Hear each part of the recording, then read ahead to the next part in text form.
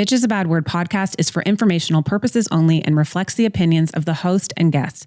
It contains explicit content and discusses sensitive topics such as domestic abuse, sexual assault, and violence, which may be distressing to some listeners. Please take care of your emotional well-being while listening. While we strive for accuracy, we make no warranties about the completeness or reliability of the information, and any reliance on it is at your own risk. We do not endorse third-party views and are not liable for any defamatory claims. Listeners should conduct their own research and consult professionals before making decisions. If you or someone you know is in danger, please call 911 or contact the National Domestic Abuse Hotline 24 hours a day, 7 days a week at 800-799-7233 or text START, S-T-A-R-T, to 88788. We've got your back, besties. Caliber Studios has not independently verified the information you're about to hear.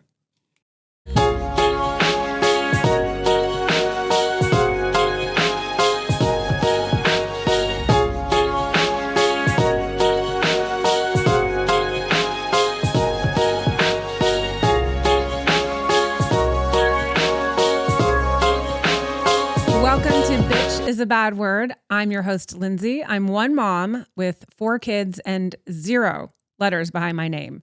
I'm here to bring on all the experts to give you all the advice to help build your bestie toolkit as you navigate your road through and out of domestic abuse. Today, my guest is Bill Mitchell. He is the author of When Dating Hurts, the founder of the Kristin Mitchell Foundation, a speaker, an advocate, and your new bestie. Thank you so much for joining us on the show today. I'm very happy to join you, and I really like your show. It's really a very fresh approach to the whole issue. My show is a little more predictable, I think, but yours is very fresh, and I think that probably in some ways yours really appeals to what I think is a younger audience than mine. So, I just think that I think one of the things I like so much about your show is that it kind of shows me what it's like to be free again versus right in the thick of being in a dating abuse or domestic violence relationship with boyfriend or husband or whoever it is, really. Of course, it can go in all directions, male, female, male, everything.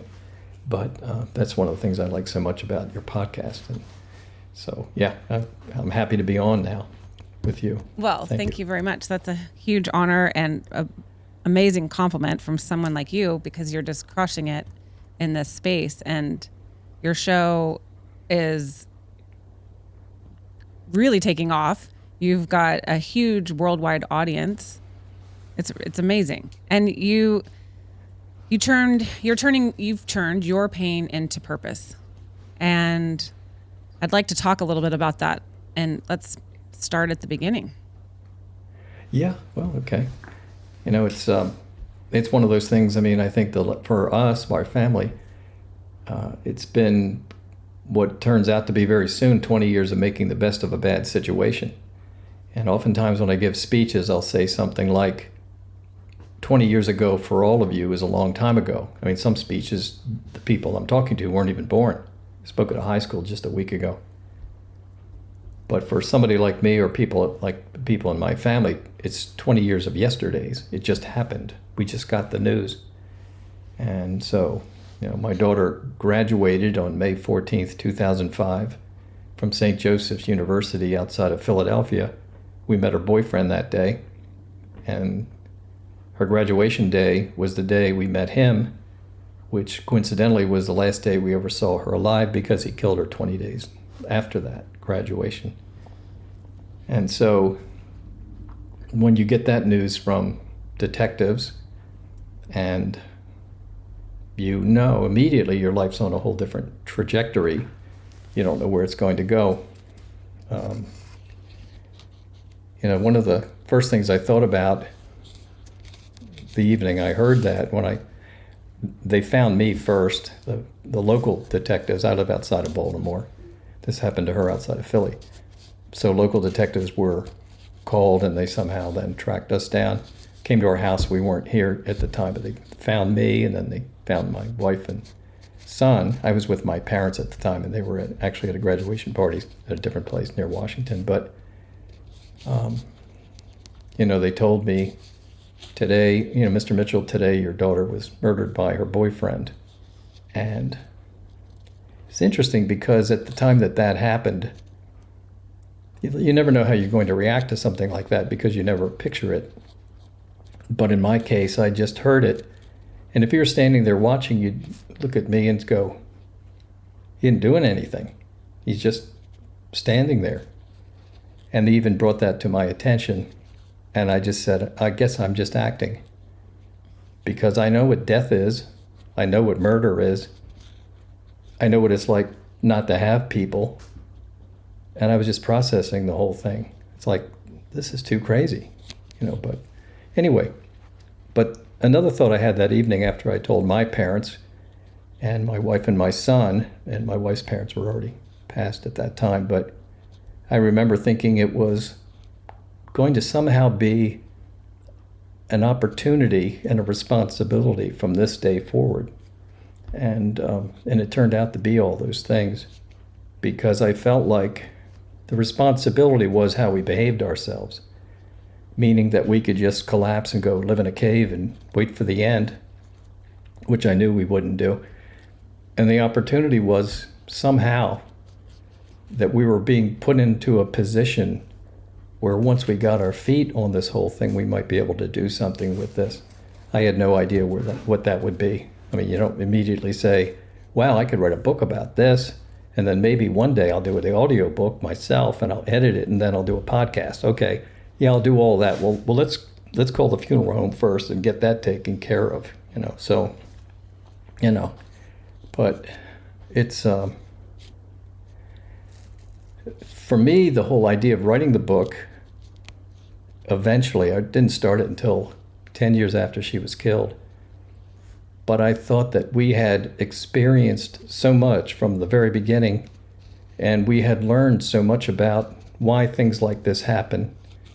I knew all the details of her days leading up to that. I had all of her text messages back and forth with the boyfriend that did it. He did plead guilty, got 15 to 30 years in prison. He's still there right now, even though it's 20 years later. And with parole reviews coming soon again. But I felt like it would be a real shame for all the things that we had experienced, good and bad, honestly, and there is some good. It would be a real shame not to share that with people, with the hope that they'd see us as being just another family that had something horrible happen, and maybe they believe us that this can happen to anyone. And that if you listen to what we've learned, and what we've learned from a lot of very either smart people or experienced people, that maybe they wouldn't have it happen to their family, because, once it happens, it's done. So that's kind of a nutshell, 20 years right there. So 20 years ago, you find this news. I think we've talked before, as a mother and as a woman who experienced domestic abuse, I can't wrap my head around it. I can't imagine what that feels like in some ways, and then I can imagine what it feels like in other ways. And I speak to my dad every day. They live in Canada. We FaceTime, and I was talking to someone recently, and I'm going through some hard times at the moment, and I can see it wearing on my dad's face, and he always talks just about, like, I feel like I can't protect you. I feel, you see this strain and the stress, you as a father feeling like our job as parents is like, we want to protect our kids at all times. So how do you sit with, like, you couldn't stop this? You're right. I mean, we barely knew a thing about the guy. She was dating a guy in Philly, and we're here. She'd only been dating him for 4 or 5 months. We never met him until the graduation day. The most information we had about him was my wife had a phone conversation with Kristin, my daughter, and at one point was asking about the boyfriend. And Kristin said, well, it's not the perfect relationship. And I think my wife took it the way I would take it, which is she's dated other guys. this guy's just kind of passing through, just another one of those. So my wife didn't pursue that. Knowing what I know today, we would have said things like, well, okay, why do you say something like that? I mean, what would be the perfect relationship, or what's missing, or, does it feel clumsy? Or, I don't know if she would have answered those questions, quite frankly, but we would have followed up without trying to interrogate too much, which gets you nowhere. Most parents know that. But, you're right. I mean, I always featured myself as a protector, but it's like the game's over and I haven't had a chance to play. We lost. Yeah. That's it. In the text messages that you read from him, knowing that conversation that she said it wasn't a perfect relationship, and then you've been able to go back in the time machine and look at the messages. Yes. Were there red flags very blatant in those messages? The ones I recall the most would be when somebody is text messaging you, and they go from lowercase to all caps and up and down. That's somebody talking and yelling and talking and yelling. And in some cases, he must have been banging away so hard at that time that he was misspelling things. Now, 20 years ago, there were not smartphones. Right. Okay, so if you wanted the letter C, you had to hit the ABC button 3 times to get through A, B, and C. Remember? So when you had to yell on a BlackBerry, yeah, exactly. that took a lot of effort. Yeah. No wonder people get mad.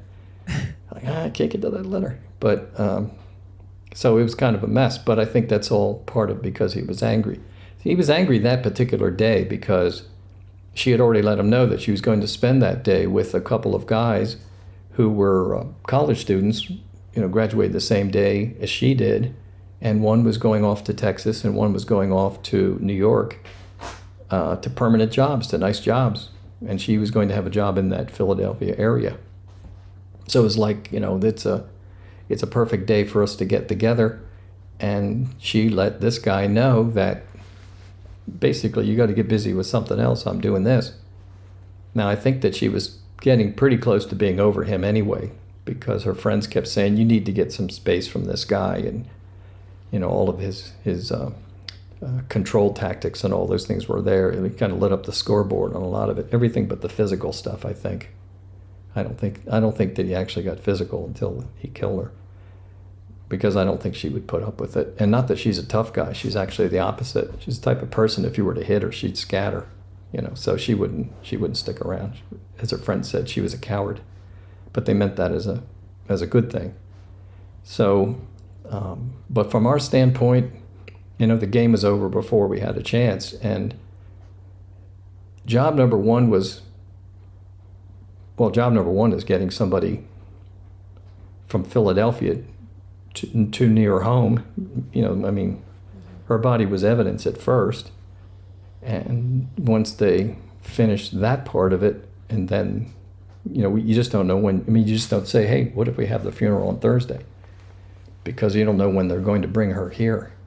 But anyway, we eventually got through all those parts of it. And you hear it one evening about what happened, and the next day you're walking cemeteries and in and out of funeral homes and picking out a casket and then thinking about what is she going to wear. It's ridiculous.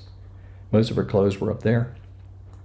But anyway, once we got past that first week, which was a lot to swallow, and by the way, I detail it all of it in the When Dating Hurts book. So I always wanted people to take specifically parents really, but to take the walk that we took in those days, so you could say, wow, that all makes sense. Look at how these people are handling this. We're doing the best we can. But I wanted people to look at it all and say, this really could happen in our family. And the back part of the book tells you what to look out for and what to do and all that. So it's all kind of there. But anyway, once you get past that first week, then the whole thing is, let's get this guy in prison. Right.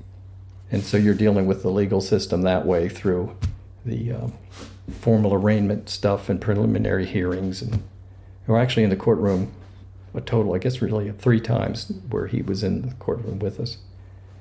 And that was very strange, too, when you're sitting here looking at somebody and thinking, if that person sitting over there hadn't done what he did, we'd still be a family of 4. My wife, me, my son, my daughter. But, he crushed all those dreams with regards to her and a lot of course, with our family. But I think the thing you're is sitting that, there, the last time you see him was at graduation, which is a beautiful day, and her whole life is ahead of her, and it's just, my God, she never looked more radiant, more with it, happier. I mean, that's enough with this college thing. I'm going to go work for General Mills. I'm going to be a sales associate with them. They're going to give me a car. I'm sure it wouldn't be a Mercedes, but it was going to be wheels that they owned and she could drive, and she was really excited about those things. I mean, she actually had won the job that a lot of kids at St. Joseph's wanted, because in food marketing, they actually bring in companies to interview those who might want to work there. And that was held up year after year as being, that's the job. There are other ones where Hormel comes in and Rubbermaid, I think, different ones, but it all led up to the big prize, which was going to be who's going to get the General Mills job. And she won that job. I mean, she's just like, and I mean, just the way they were talking with her, and they're going to fly her out to Minneapolis and train her. And she's like, oh my God, it's so great to be around a whole bunch of people who really want me and want to see me succeed. I mean, she was just like, this is great. That's amazing. I think that drove him crazy. Well, it must, because, so I just want to ask you, he was not a fellow student. He was older? No, he was 7 or 8 years older. Yes. They don't really have a connection. Like, so he could easily isolate her or manipulate her. They're not just within their same inner circle where someone's like, hey, so-and-so is acting kind of weird right now. It's like he's so far removed. Yes. When I feel and hear coercive control or isolation, or people who have, toxic tendencies, abusive tendencies, it's usually these dynamics where one person is sort of like the outlier here, and then everyone on the inner circle just doesn't know just enough. It's like they only know just enough to feel off. Yes. But I don't really know him. I don't know anything really about him. Maybe I caught him on a bad day. Maybe, people excuse people's awkward or controlling behavior as, well, maybe they're just going through something, like whatever. Next time I see him, I'm sure it'll be different. Right. He didn't have that track record. And he wore out his welcome with most of my daughter's friends as they met him over the course of time. For what it's worth, one of her friends, and it was a friend for a couple of years, this other woman did not go to St. Joseph's. I think she went to UPenn. But anyway, she went there, and interesting. Imagine this person, by the way. So, I mean, I don't want to mention her name, but we really liked her, and we keep in touch with her as best we can. I mean, it's 20 years ago, so she's grown up and has a child, and she's busy, and went to law school, and has that with her too. But anyway, imagine this other person. I'll call her Sue. It isn't, but imagine Sue would go out on double dates. So Sue had a boyfriend, Kristin had this guy, and they'd go out on a number of dates. And so if you fast forward from that, only about 10 years later, in that time of those 4 people going out on a double date, Kristin is murdered, her boyfriend's in prison, and Sue's boyfriend, as it turns out, had been using various drugs, including steroids and all that, and one way or another drugged himself out, died. So you used to go on double dates, 2 people are dead and 1 person's still doing time in prison. That'll play with your head. That will play with your head. I mean, it shows you just how the statistics, right? 1 in 3. They're in some sort of fucked up situation, be it, abusive, whatnot. So she's sitting there. She's got this guy. Nobody knows him. You meet him at graduation. Did you have any spider senses or anything that... Which I normally don't have those things. exactly the words going through my mind, like some teletype or Radio City Music Hall, where you see the words going on the side of the building, was, wow, I'd never want to tangle with this guy. So I immediately pictured fighting this guy. My initial shake hands reaction was fighting that guy. And of course, you see how that worked out? Yeah. So I want to draw a little bit of attention to the back cover of your book. This photograph is of Kristin, your son, your wife, and yourself. She's in her, her robe and her flowers. So this is obviously graduation day. Right, yeah. Who took the photograph? Yeah. That was taken by the guy that killed her. And the week after that graduation, I was in touch with him and he with me, and we traded pictures that we took on our phones. So that's how I got that picture. And in the meantime, I'd sent him pictures that I had. And, to me, it was like, okay, she's dating this guy. He wants to share some pictures. He had a new digital camera. Actually, no, I think about it. Those were digital cameras. It wasn't our phones then. Wasn't, okay. 2005. Yeah, but it was strange. It is through the lens of her killer. It captures this moment. Oh, okay, we're going to take a little break, and when we come back, I want to talk about the locket on the book. Okay. If you're willing to share. Of course. We'll be right back with Bill Mitchell. Hey, besties, it's Lindsay from Bitch is a Bad Word podcast, and Cozy Earth sent me the most amazing sheets ever. They are soft, they are silky, they keep me cool, and the color is so stunning. They've got your back with a 40% off coupon using our code word BESTIES at checkout. They've got sheets, towels, pajamas, everything you need to turn your home into a sanctuary at CozyEarth.com. If they offer you a post-purchase survey, let them know that you heard about Cozy Earth right here on Bitch is a Bad Word podcast. Check them out, CozyEarth.com, 40% off using our code word BESTIES. We are back, besties. We've got Bill Mitchell with us. He's the author of When Dating Hurts. And we have him on to share his tragedy, to help you understand and see potential, the red flags. Your daughter, his daughter was in college and young, and like her whole life is ahead of her. Her future's waiting for her. You get to read her texties from her XD, and you see red flags. You see all the signs are there. Everybody's feeling off. So it's like our mission is like, when you see those first red flags, you don't need to wait. You don't need to, when someone shows you who they are the first time, believe them. Please just go. And your daughter sounds like a beautiful young woman who has, her whole life ahead of her. She's smart. You were saying she's sweet. She's probably an empath. Big time empath. And empaths are targets for controlling and toxic people. And it sounds like he had narcissistic tendencies. He sounds like he wanted the ultimate control. Absolutely. And when he didn't get it, somebody's going to pay for it. People who are abusive are into rewards and punishments for people. So if you come along with the program, you'll probably get some toys, you get some goodies here and there, you go to a nice place, hear the nicest things. Maybe, just use your imagination, good things come to you. You're getting rewarded for putting up with behavior or doing whatever they want. You don't come along, you get punished. You get ghosted from time to time. You go and text that person, nothing. Some more, where are you? What happened? And you're thinking, oh my God, I think he broke up with me, And, they'll just take you up and down the ladder. And that's the way it goes. Did you see those messages with Kristin and Kristin when you were reading them? Were there, when you go through them, you see where he was baiting her? I don't know why this is the case, but it's interesting that the text messages that I saw on her phone, I didn't get my hands on her phone till a year and a half after she was killed. The police held on to the phone. They held on to her computer. and a number of things because they were all potential evidence in one way or another.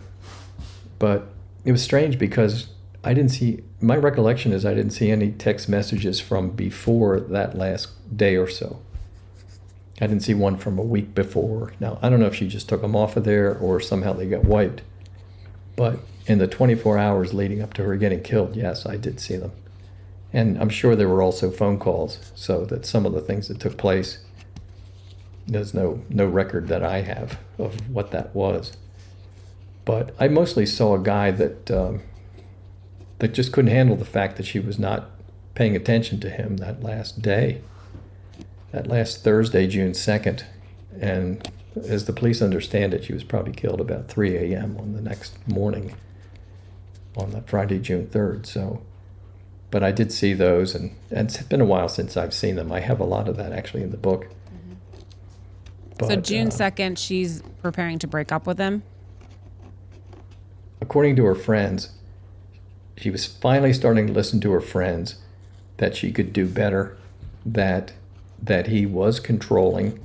A word that came up a lot, both in her text messages, and also there were some emails that she and I had back and forth in her last few hours, where she, only in the third one does she start to let on the fact that she had a fight with him that day. I'm sure it was a verbal fight, a struggle. Because again, he was like, well, why are you with these people? Why aren't you with me? And it's like, oh my God, I've told you, they're going away. Yeah. Can't you cool it for one day? It was like that. But the word that kept coming up is, you've been so annoying. And the word annoying, it's funny because I can still hear her say that from being at home at times, But that was in the email to me, her last email to me, that he was being so annoying that day. I was just trying to hang out with my friends who I may not see again, and he just didn't seem to understand. And again, those particular emails, by the way, are in the book. You can actually read her words, and you can see my response back to her. And it's what I call Mr. Nice Dad. It's like, oh, Kristin, he needs to know that you also have friends, but he's really important to you. And basically it's like, once he understands that everything's going to be just fine. Good night, love, Dad, XOXOXO. Have a nice day. See you tomorrow. And I mean, even her last email to me was at 2:27 a.m. on June 3rd, and I didn't see it until the next morning, around 7 or 8 in the morning. So I read her last email to me. And I sat there and I wrote a nice response back to her, knowing now, here I am writing an email to somebody who's dead. Oh my God. She's gone. How strange is that? Oh, I can't imagine. But Lindsay, you made a good point, and that is that this whole thing about wrapping your arms around and putting your eyes on the warning signs is so important, because it's like if I could get everybody to do what I want them to do, not to play Mr. Control weirdo guy, but if people were to just get into what the warning signs are about, which is all about power and control, and if they were to just take a walk through the warning signs, I have them in my book, and you can just Google them and see them any minute now. But you'll come to find out that it's all kinds of ways that someone's trying to dominate you. It could be by having a nasty nickname for you. It could be you leave the room and you come back and they got your cell phone in their hands, and they're going through it, looking at text messages, seeing how you talk to your other friends and what else is going on. But they want to basically invade every part of your life, and they want to dictate how you look, what you wear. They don't like you going off to work looking great, because it's like maybe will find somebody else or they'll find you. But they want to totally, over the course of time, not on the first date, but they want to capture you. They're jealous of your life. They don't want you to have male or female friends. They don't even want you to be that friendly with your own family. I mean, they want to take you over completely, and they want to tell you what to do. And this sounds like, well, I don't know anybody like that. Actually, you do. You just haven't learned it. You haven't discovered it yet. So the whole point of going through all of that is to alert people that if you start to pick up on these type of things, hopefully you'll start to think, whoa, this is starting to sound like what Lindsay and Bill were talking about, or whoever you got this from. And yeah, get out of there. Mm-hmm. I mean, get out of there, because if you head down that path very far, going down the rest of that path is coming. And whatever's going on, it could be somebody yelling at you. Those yells one day will be a slap. Those slaps will be a punch. And you don't know what's down there. And, you know, I've said this to Lindsay before. We've talked before. But I've learned more in the last 2 or 3 years than I learned in the first 17 years since my daughter was killed. And that's because of the podcast. Because I've had mostly survivors on there telling their tales of what happened to them. The wonderful thing for me, the fortunate thing for me of having survivors on, is I'm talking to people who got out. I'm not talking about people who are still stuck. I'd like to interview people who are still stuck. And part of it too is maybe to convince them or give them different ways to get out. But you know, it's a world of hell, you know. And the whole point of the warning signs is to get you to peel off and get out of there before you go down and get the rest of it, because you won't believe what's ahead of you. And the problem that happens oftentimes with abusers, and it happened to you, Lindsay, is that they don't show up like abusers. They don't show up like some creepy monster. They show up like somebody that you think, hey, this guy seems to be okay, or whoever that person is, male, female, again. You know, most of the time we hear about the men misbehaving, you know, to women, so I just stay with that, and that's what happened in our case. But, you know, these people will come off as being attractive in some way. They're interesting. You know, maybe they're not that physically attractive, but they're interesting, they're clever, they have stuff. You know, and you think, oh, wow, this is a real upgrade from what I'm used to. And so they come on the right way. One of the reasons is because they practice this act. Chances are you're not the first person that they actually started to take down that path. And each time they take someone down that path, they get better at it. They get really good at being bad. Well, they are con men. I'm going to only speak for the men because this is somebody else can make, you know, a show for the guys. This is a show for the bitches. But they're con men. They're Prince Charming. You feel like you can learn from them. They have something to teach you. There's also, what's very important to understand is that they are learning you. It's like they are casing your life. So when you think like you're telling them something and, oh God, yeah, no, I feel that way too. Oh yeah. Oh, I love to do that. I love underwater basket weaving. That's my favorite sport. You know, let's go do it on Saturday. Or maybe we should just go right now. You know, when you have these conversations and you're like, my God, I've never felt so seen by somebody. And they just like, they love everything. They are learning you. Yeah, they're working you. They're working. It's research. They want to know all the things. Yeah, I'm glad you mentioned that. That's very, very wise to mention that. But that's it. I mean, just think for a minute if you were, like you're saying, they're kind of like casing you, right? Mm-hmm. You know, they're just trying to learn your thing. But it's like, let's say that you just decided that you're going to take up pickleball. And they probably off by themselves think it's stupid. But they maybe just will take it up. Now you think, wow, this guy really likes me. He's taking it up too. That's part of what's tricky about this, because in a way you want people to kind of do what you do. But I'm just saying, be a little skeptical. Okay, it's like all of a sudden he's playing pickleball. All of a sudden he's showing up where I am. All of a sudden he's listening to the music that I didn't think he'd like, that he's listening to. So you can take it as a compliment, but I'd also want you to take it as, it might be one of those guys. It could be one of those guys. I mean, they're not going to show up looking like the devil. No. And they're not going to punch you in the face on the first date. And, you know, that's not happening. I did speak on the podcast. I did speak with somebody recently, you know, because I'm always looking for the one that exposes himself, in this case, himself on the first date, you know, with the big bullhorn of warning signs, because most of the time that doesn't happen. But this one guy really did, and he, towards the end of this going out date, these people are like 40-ish, 45-ish, so they already had a track record in life. But he said, "Let me ask you this thing, because this is really important. Are you going to be my girlfriend?" And she said what most people. She said, "Well, wait a second here. Let me look at my watch.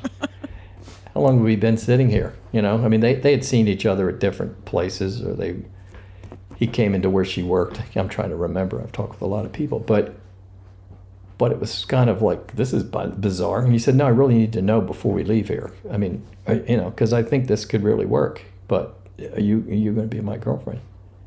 And she gave him her best version of probably. Okay, and she didn't feel good doing it, but it was pretty clear that there wouldn't be a second date unless she started to at least sign with a pencil, maybe not ink, but at least signed a little bit. And yeah, that relationship was off and running in the worst possible way possible. So your mission, and like what our mission too is, when you have an audience that's listening. So these are the red flags. These are the personality types. They're coming in, and the message is, when you can look at it from when you're on the outside, all of this stuff happening, the abuse, it's insidious. It's happening. It's like a drip. It's not like all of a sudden they're just flooding you with all this bullshit and abuse. It's the slow drip. And I think that is what is so confusing to people when you're in it, because you're like, it's not obvious. It's not obvious. And that's the shit. It's like, this is happening. It's a slow, it's the frog and boiling in the water. You don't know it's happening. And in those little moments is where they can start gaslighting you.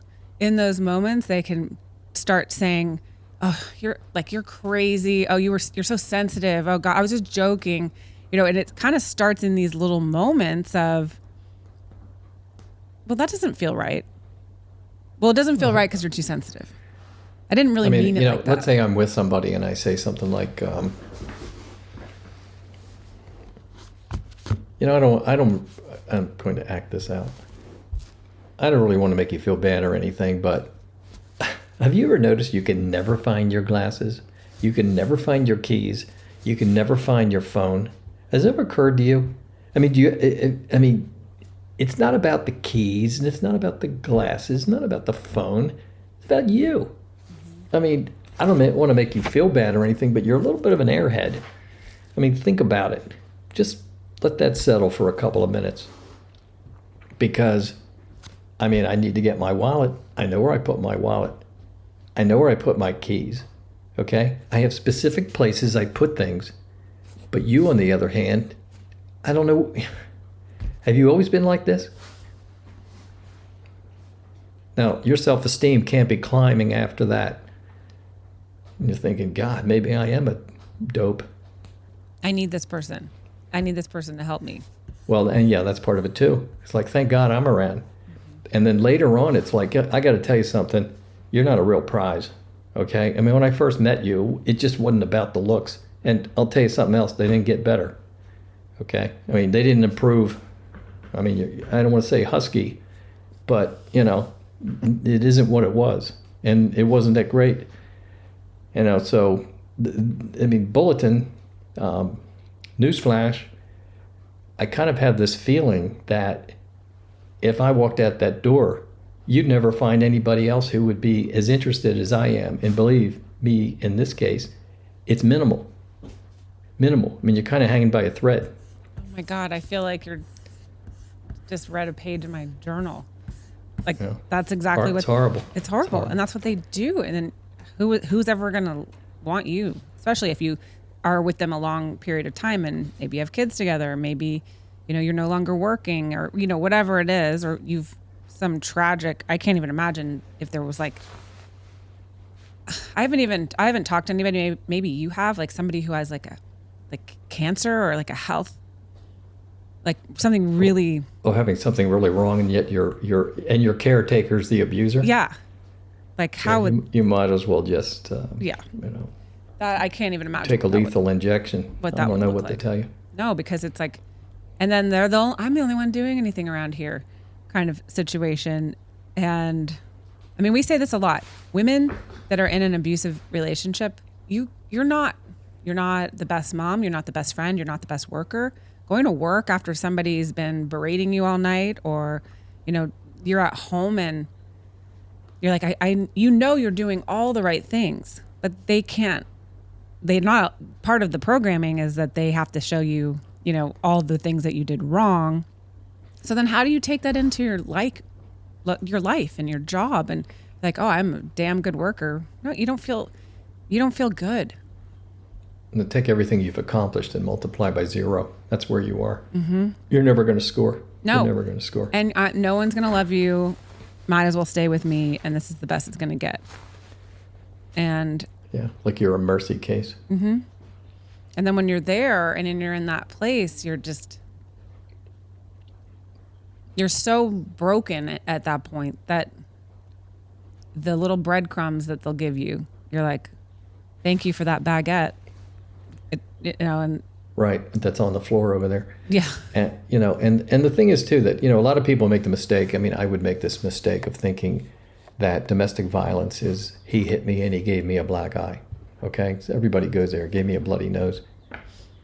And I mean, I just saw this as recently as yesterday from someone who wrote to me that said that they're married to somebody for 30 years and was never physically attacked by this person, but the emotional abuse was so much worse.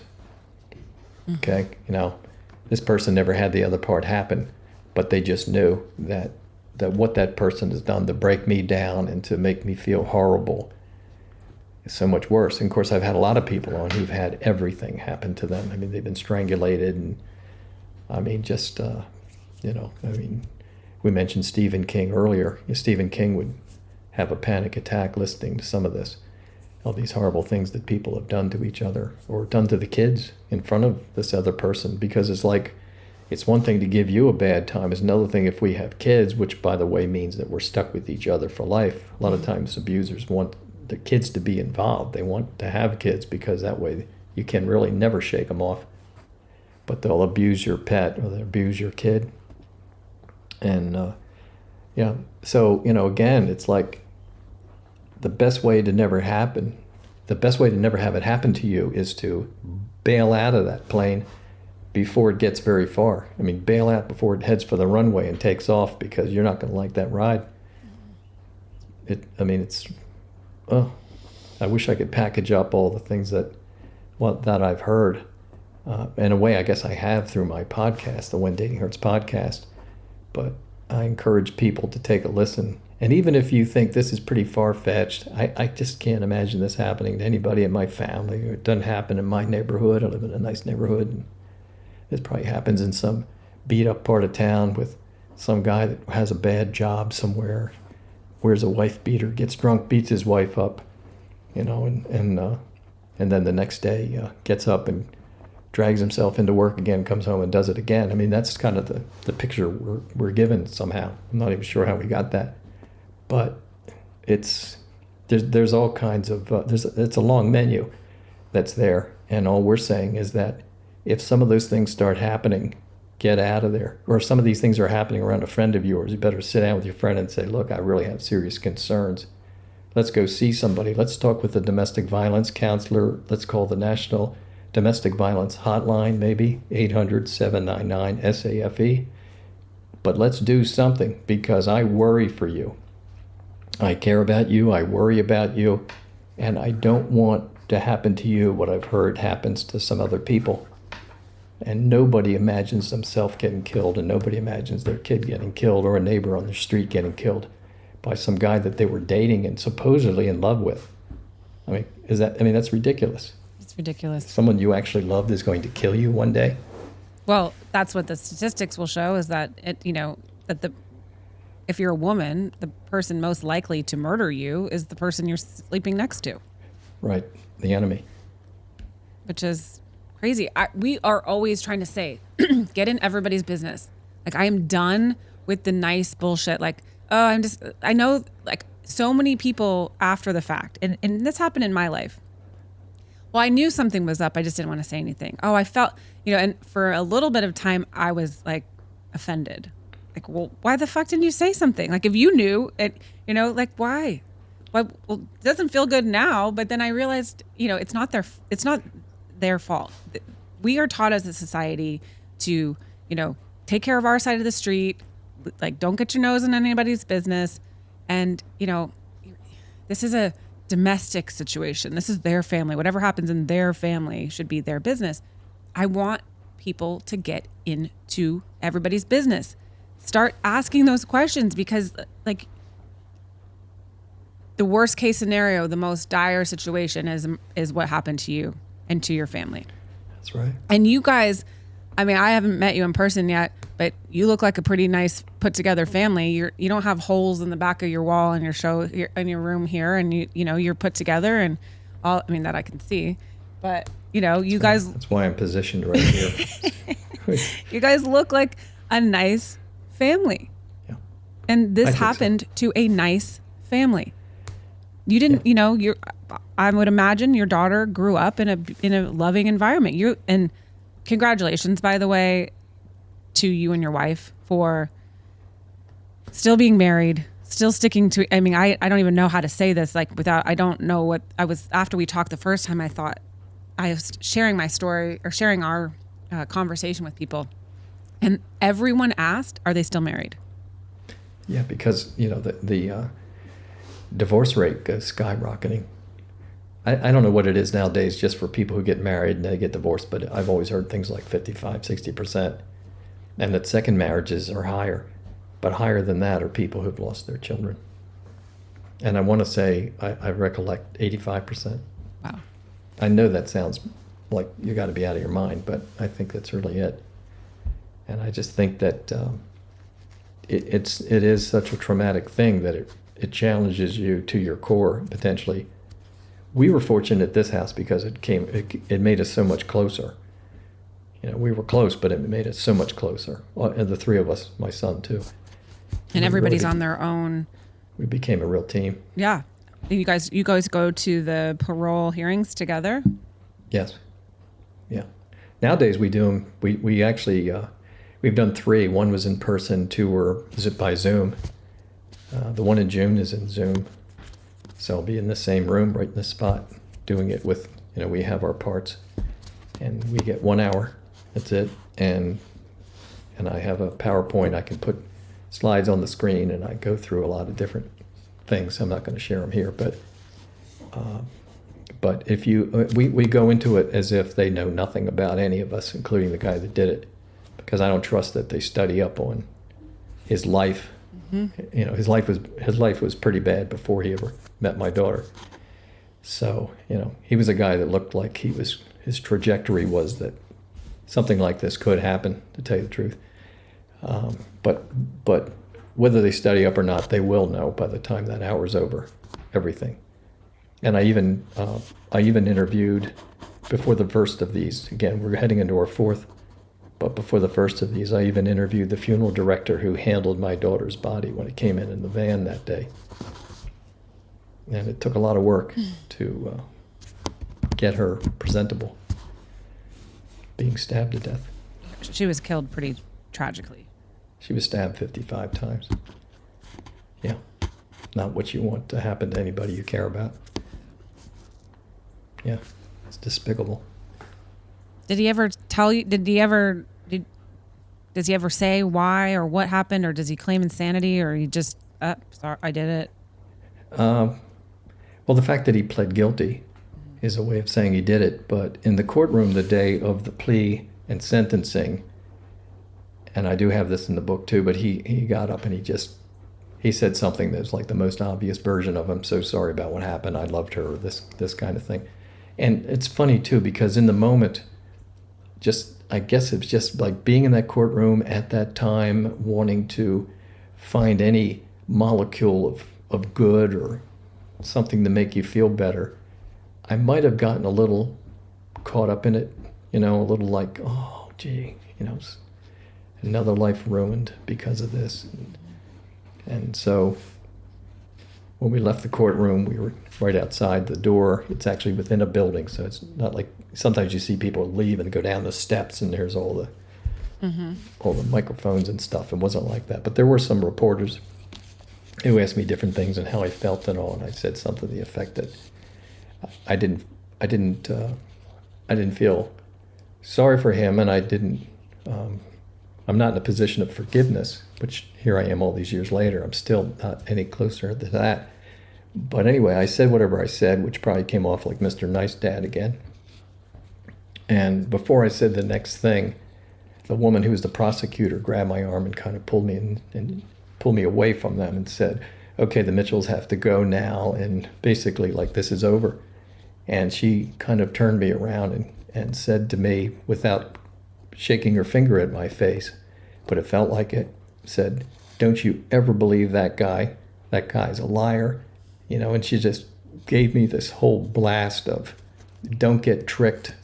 And basically it's like, don't get tricked like other people get by his manipulation. Don't you feel sorry for him? Don't you this? He is what he is. And I mean, he was like evil incarnate. I mean that, as bad as that sounds. I just got like chills and tears. Yeah. We're going to take one last break, and when we come back, we have to touch back on this locket, but I also want to ask you a couple questions just about, as a parent, how we can keep safe, and then our one tool that you would give our besties to put in their bestie toolkit. We will be right back. Hi, I'm Sarah Wayne Callies, and I played Dr. Sarah Tancredi on Prison Break. And I'm Paul Edelstein, and I played Agent Paul Kellerman on Prison Break. Please join us on our rewatch podcast, Prison Breaking, with Sarah and Paul. We're going to have all kinds of guests and never-before-told stories, so follow us on Apple Podcasts or Spotify or wherever you get your podcasts. And you can subscribe to our watch party on the link there. We can't wait to see you there. And follow us on Instagram at Prison Break Podcast. See you there.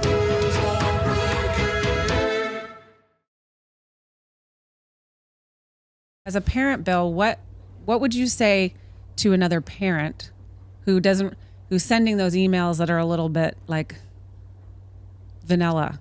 What do you say to a parent when you feel like your child is reaching out saying they're not in a good situation? What would you tell a parent to do? Well, one of the first things, I would tell parents in general is that you have to believe that this goes on out there in the world.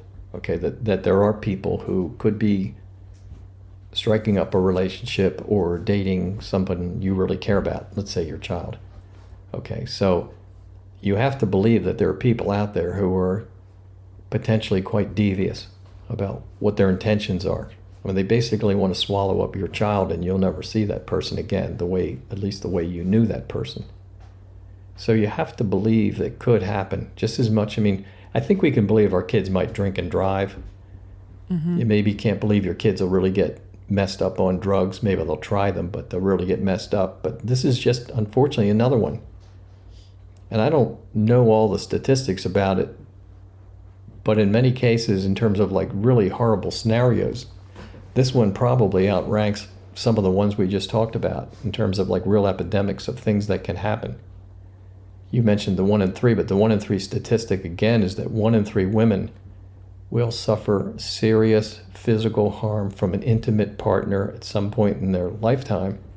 And that typically it happens between the ages of 16 and 24, but can happen to any female at any point in her life. And I say that because I've talked with a 12-year-old once after a speech at a high school, and I've talked with women in their 60s and 70s who still have it going on. They're not recollecting something from, when Kennedy was president. I mean, they're talking about things that they've experienced recently. So it does happen. It's fairly prevalent out there in the world. Then the next thing I'd say to parents is that get in touch with some of the warning signs. I mean, you could read my book, When Dating Hurts, on Amazon, or you can just listen to this podcast that you're listening to right now with Lindsay, or listen to mine, the When Dating Hurts podcast. And I actually did do very recently an episode that just walks through the warning signs and something that I call the template that every abuser follows. But get in touch with those things. Don't look at it like, I'm still not convinced and I think this happens to other people. What happens is that if you don't pay attention to it and it's going on, well, you won't know what's going on anyway because you didn't pay attention to it. Okay, so for our besties listening who might be in something unhealthy, who might be in something toxic, and who might be in something abusive, what do you say to them? I would say that a few things. You want to get help. You do not want to go it alone. You do not know enough about this whole thing. Okay, you don't know. I've been around this for 20 years. I don't know everything, okay? Runner up to you and people who don't know enough, or your friends and your parents. You can go to your parents if you can. Some people don't feel comfortable, but believe me, they don't know enough about this subject. So what you want to do is you want to take a look at somebody or some people who are close to you, who you trust, who can handle this, and talk with them, and then seek professional help. And that's why I mentioned domestic violence agencies. These people are sitting by the phone 24/7. The National Domestic Violence Hotline, the 800-799-SAFE, 24/7. You call that number, you can talk as long as you want, you can hang up. They're not sending a SWAT team to your house if they hear, oh my God, let's go. None of that stuff. You are in control. And by the way, you're going to start to feel more control than you have ever felt in that relationship that you're in. So you want to get your control back, control over your life and what your future is going to be like. You don't want some toxic monster to be deciding the path that your life's going to go down, which, by the way, it's going to go down, down, down. I think you're an amazing person, and you're part of the BFFs, but the bros fighting for freedom, not just the bitches.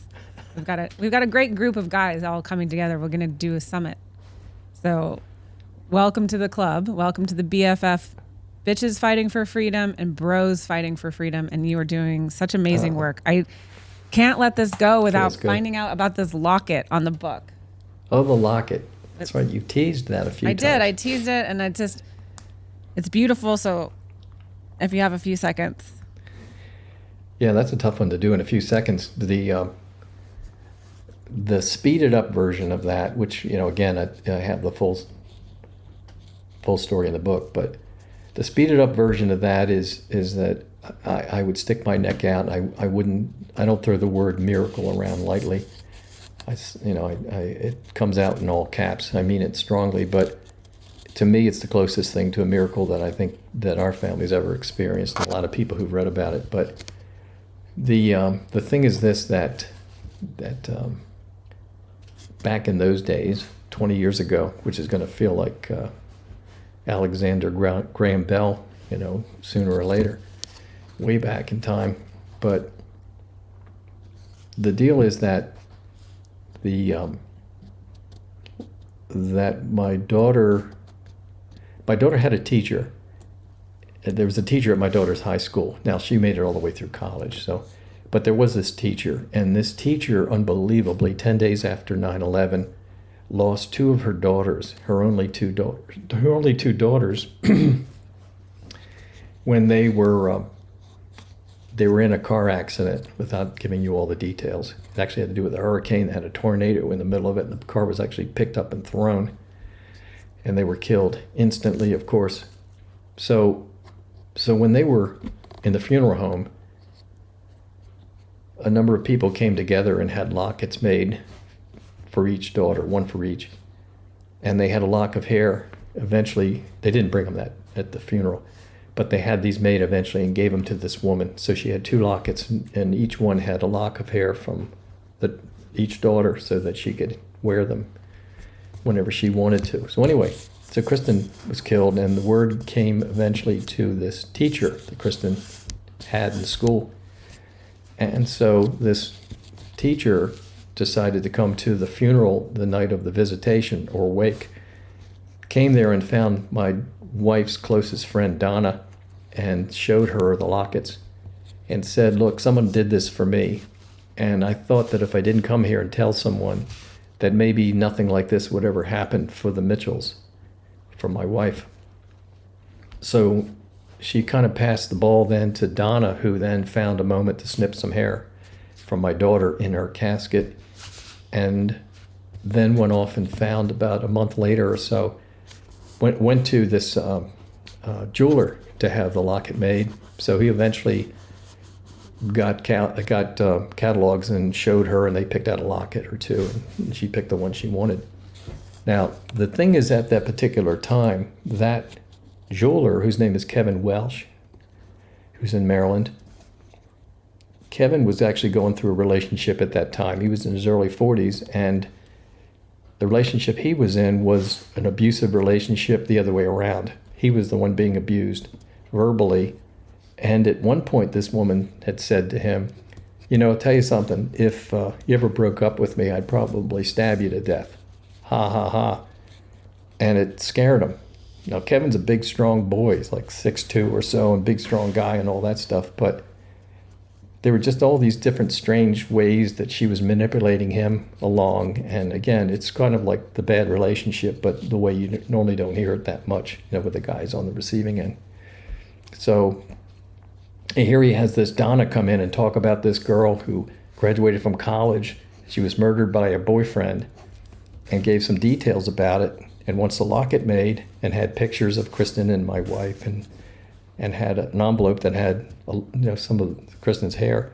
And then when she left, Kevin was in this weird place of like, oh my God, this is like my guardian angel came to visit me. This girl, Kristin, this sounds like what's happened to her could happen to me. It made it so real. So he was quite emotional about it all. Anyway, so he worked on the locket, and so Kristin was killed in June. He worked on the locket in July and August, and had it all put together and had it for August 24th for my daughter's birthday, and so that Donna could give it to my wife, Michelle. Okay, so this is like a parallel story thing, unfortunately. Makes it complicated, but the fact that it's complicated is why it's also so hard to believe it happened, but it did. So in the meantime, what we have is that, go back to cell phones, my cell phone was such where I actually had 2 voicemail messages on my phone, and I would go back and listen to them. Now, in those days, 20 years ago, that you could get what was called the envelope information if you push certain buttons. So that if you push the button, when I listened to one of Kristin's messages, you would hear her say, she would give her message, but if you hit certain buttons, it will say that this message came on June 2nd at 10:20 a.m., 42 seconds long from, and then you hear her voice say Kristin in her voice. So I listened to it from time to time after she was killed, and I would sit there like a fool and make believe she was still alive, and she just left this message, and I could just listen to her voice, and I just wanted to hold on to those 2 messages and, play with my own mind that she was still around. So I listened to those for a couple months. Anyway, the locket came along, was given to my wife in August, and about a month later, I was there, and I was listening to her messages again. We were in the courtroom, about to go into a courtroom for something called a formal arraignment. And I wanted to listen to messages. I did. And I want to remember back as to, wait a minute, was that June 1st or 2nd? What time was it? I had time on my hands. When I hit the buttons to hear that, it no longer said Kristin at the end of it. It said, in the man's voice, Kevin Welsh. Anyway, I know there's a lot of details already, and I apologize for that. But I came to find out later that day that Kevin Welsh, the jeweler in the abusive relationship, had decided to go to Verizon, the carrier of that phone, the service, and have his number changed. When he had his number changed, he wound up with Kristin's number, which we had retired. What?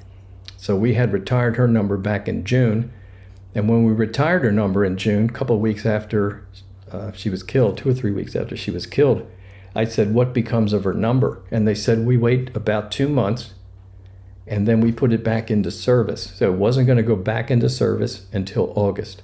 The day that Kevin handed the locket off to Donna, he then stopped by Verizon to get his number changed because of the harassing texts and phone messages he was getting.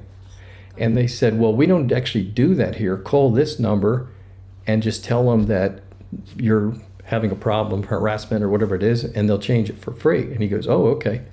Went back to his shop, sitting in his truck. He had a fancy pickup truck, or actually SUV. And he gets this other number.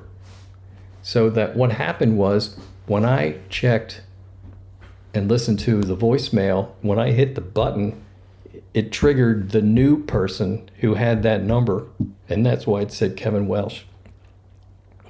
So what I had done was I had left a message on his phone that day saying, I don't know who you are, but it seems almost like my daughter may have left a message from your phone. I was very confused as to what was going on. And when he called me, we were driving back from Philadelphia and had a conversation, and finally the light came on my head, and I said, wait a minute. You were a jeweler in Catonsville, Maryland. Your name is Kevin Welsh. I think we were in your shop once because our friend Donna had us go there about getting a ring fixed. And he said, well, I just did a locket for Donna. And I said, oh my God, you're the guy that did the locket. Is this your number now? And he says, yeah, I just had it changed. I said, you've got my daughter's number. I'm like, my chills. That's what happened. So She saved someone. She saved someone. Potentially saved him. Yeah. Wow. She saved someone. That's how that's what I see. And wow, that's beautiful. If you could give our besties one tool to put in their bestie survival toolkit, what would it be? I would say that self-esteem is one of the most important things to you in your life.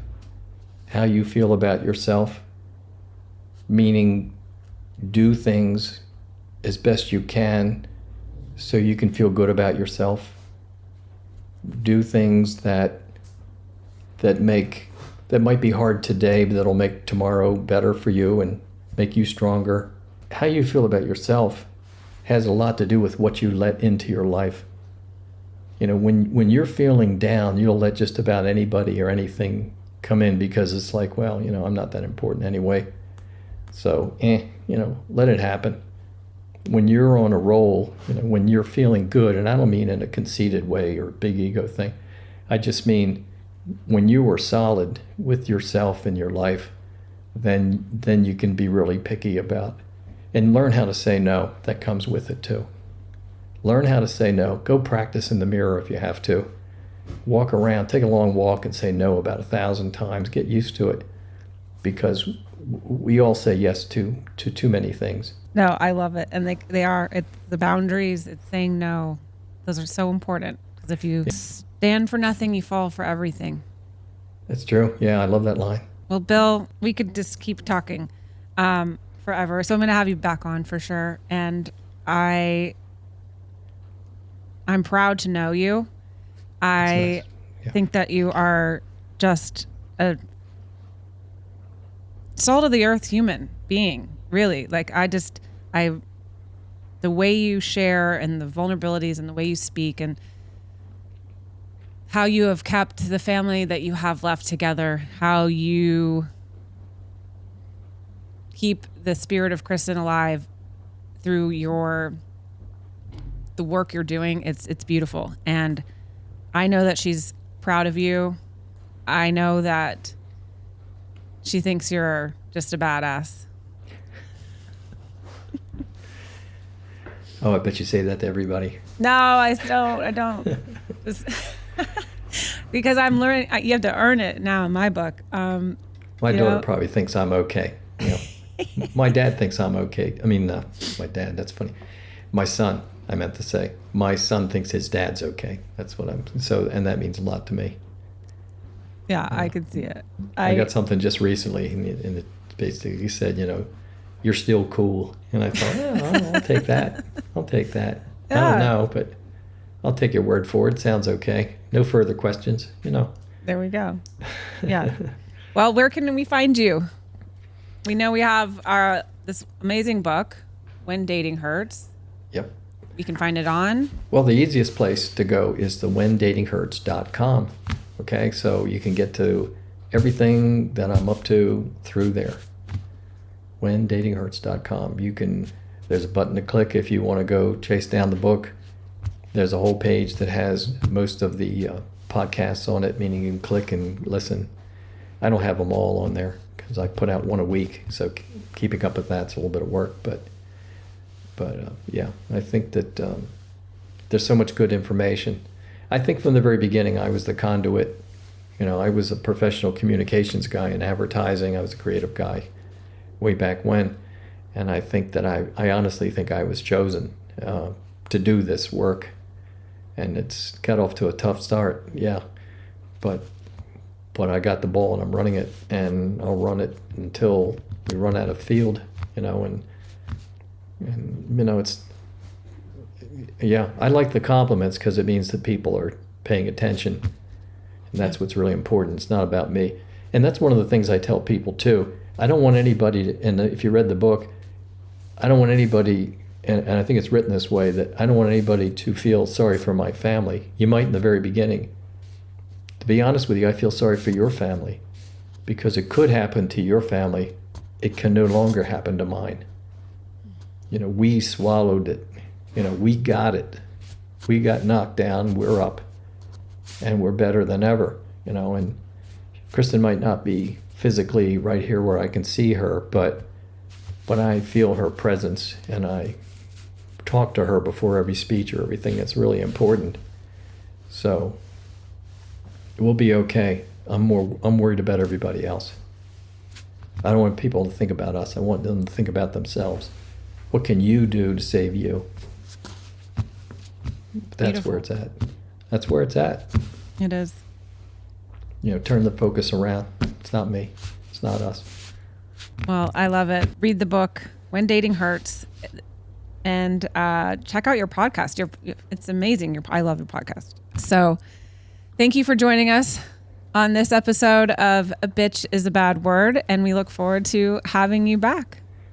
I'd love to come back. Yeah, I'd like to do it. Let's do it. Let's do it. Thanks, Bill.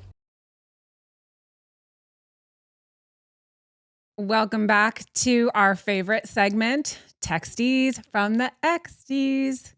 We are reading a text from a bestie's XD who has reached out to us on Instagram. And so remember, you can DM us, send us a message on 331 Bitches, email us, anything you want to do, and any way you can communicate with us to share your texties, and we will read them on the show. So this is a message. Oh, they're using our favorite C word. You want to be a fucking cunt over 5 fucking minutes on the iPad when you let him live on the motherfucker until you start shelling out orders? Then you want to drive like a fucking asshole and almost kill people, but want others to act like nothing happened. Then you give permission to yourself to be a fucking cunt when I'm talking to you about it. I've said it many times. I hate being married to your sorry fucking ass. Once I realized you pieces of shit were from that trailer park white trash cult, our son is the only reason. I didn't divorce your sorry ass and get rid of your piece of shit father as his something I don't understand and your sorry ass. You should take better care of him. He's your meal ticket, you fucking bitch. I'm the last motherfucker you should be a bitch to. But there you are, every fucking day, acting as saying I owe all my success to your dumbass.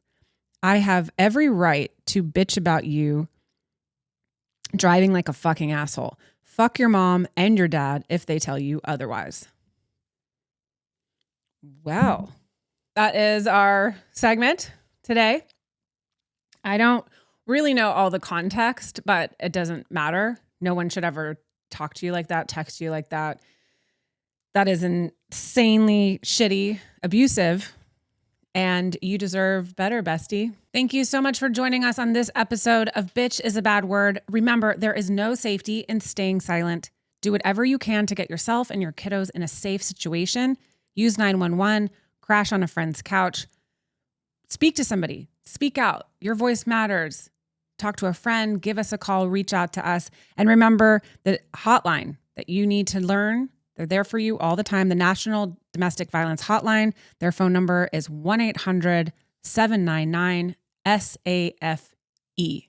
They're there for you. They've got your back. We've got yours. Remember, we drop our episodes every Tuesday, so we will see you next Tuesday. Bye, besties.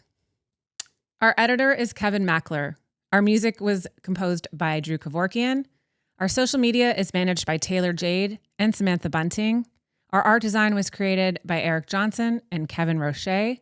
Our intern is Joe Melson, and this has been a Caliber Studios production. Hey, besties, don't forget to check out our new segment every Thursday. It is called Bitch Sesh. You can reach out to us and share your texties from your XD or your texties from your bestie on our email, biabwpod@gmail.com. Instagram is Bitch is a Bad Word Pod. TikTok and YouTube is Bitch is a Bad Word. You can reach us on our text or landline at 331-BITCHES. And remember, we are starting a Patreon and a Discord. Please pop over there, join our community. We're really building a whole bestie toolkit over there, getting together with other survivors, really helping me anywhere on your journey through and out of domestic abuse. We'd love to talk to you. You have one-on-one access to me. We're going to drop behind the scenes. We're going to do some merch. Everything that we've got in store will be dropped over there on Patreon and Discord. Hey, besties, if you took something from today's episode, share it with someone. Start the conversation. You might save a life. There is no safety in staying silent. Healing isn't linear. Get somebody's back. We always have yours.